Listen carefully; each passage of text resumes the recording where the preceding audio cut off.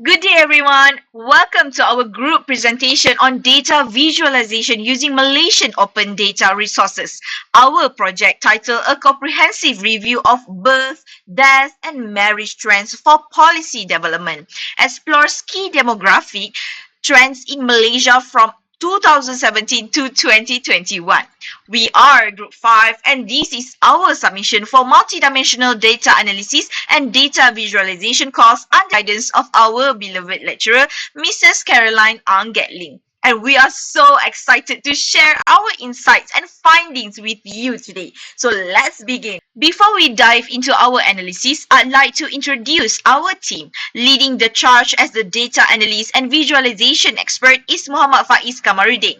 Our research and interpretation expert is Helmi Husaini Shahruddin and myself, Farah Adiba Fahimi, serving as the presenter and report coordinator. Together, we have combined our expertise to bring you this comprehensive project. To start, let's provide some context about our project.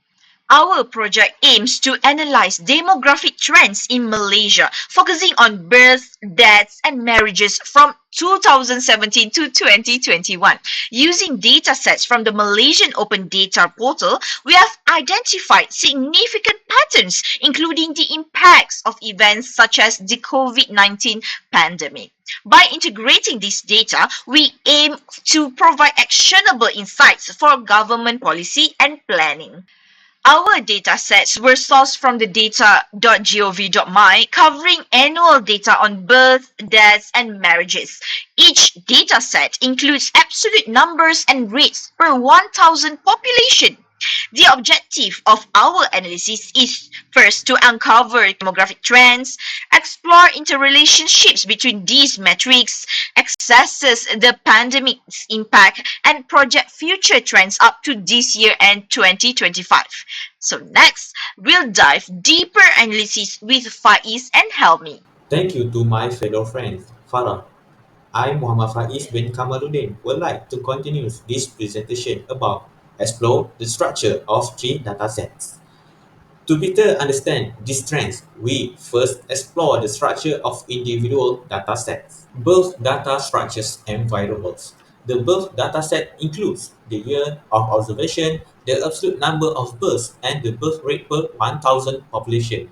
For example, in the year 2000, Malaysia recorded 537,853 births with a birth rate of 22.9. Similarly, the death dataset captures the year, the absolute number of deaths, and the death rate per 1,000 population. In the year 2000, there were 100,707 recorded deaths with a rate of 4.3. Marriages data structures and variables. The marriage dataset includes the year, gender-related breakdown, absolute number of marriages, and marriage rate per 1,000 population. For instance, in 2017, there were 203,741 marriages for female with a rate 24.48. Integrated data structure and variables to facilitate analysis. We integrated this data set into a single structure, allowing us to compare and analyze trend across birth, death, and marriage. And comprehensive analysis. Our analysis consists of 5 components, which is number 1, annual trend in absolute number and rate of birth, death, and marriage. Secondly is correlation analysis to identify relationship between metrics. Next is examination of the impact of major event like COVID-19. Next is rate comparison to highlight disparities or similarities. Lastly, forecasting trend for 2022 to 2025. Let's move to our methodology. Our methodology ensures a structured and reliable approach to data cleaning and visualization. Data cleaning and preparation. Our process involves 4 steps: loading and verifying datasets, aggregating marriage data across genders, integrating datasets by year, and verifying that no missing values were present. The result was a complete and consistent dataset. Visualization tools and techniques. We utilize pandas for data manipulation, matplotlib for visualization, heatmaps for correlation analysis, and linear trend projection for forecasting. These tools ensure accurate and meaningful insights. Now let's dive into our findings. Into 2021, birth declined significantly, particularly during 2022 and 2021. Death show an upward trend with a sharp increase in 2021. Marriage fluctuated, dropping sharply in 2022, but recovering slightly in 2021. Decline, aligning with global fertility trend. As we can see, death rates remain stable until a significant rise in 2021. Marriage rate were relatively stable, except for a drop in 2022 and a rebound in 2021. This showed a moderate positive relationship between birth and marriage rate. Meanwhile, death and birth rate exhibit a weak negative correlation, indicating they are influenced by distinct factors. 2. Scatter plot. The scatter plot highlight a key relationship. A positive trend exists between birth and marriage rate, reflecting a societal norm. Also, death and birth rate show a weak inverse trend, influenced by external factors like healthcare access. Now, for the third analysis on the impact of major events, the visualization shown during COVID-19 births declined sharply, reflecting delays in family planning. Deaths increased notably, highlighting the pandemic's toll on public health. Marriages dropped significantly in 2020 due to restrictions but partially recovered in 2021.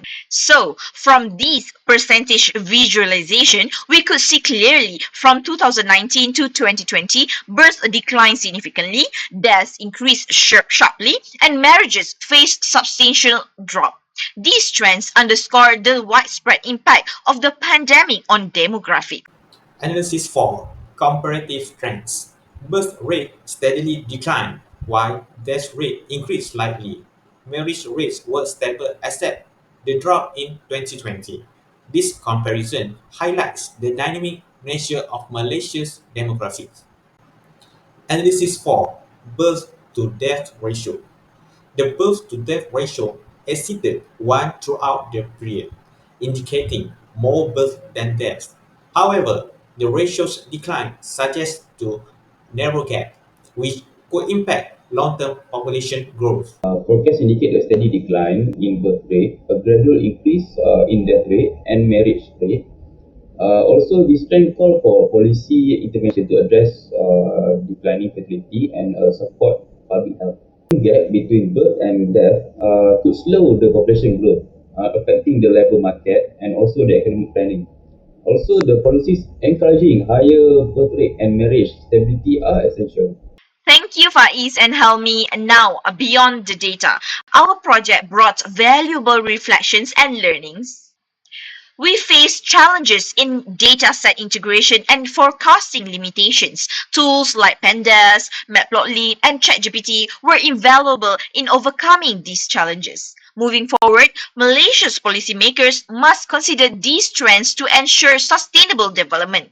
In conclusion, our findings highlight key demographic shifts that are essential for policy development. We recommend that policymakers consider interventions to support population growth and family stability while addressing rising mortality rates. We would like to thank Data.gov.my for the data sets and our lecturer, Mrs. Caroline Ang Gek Ling, for her guidance. So thank you for your attention. We welcome any questions in the comment section below.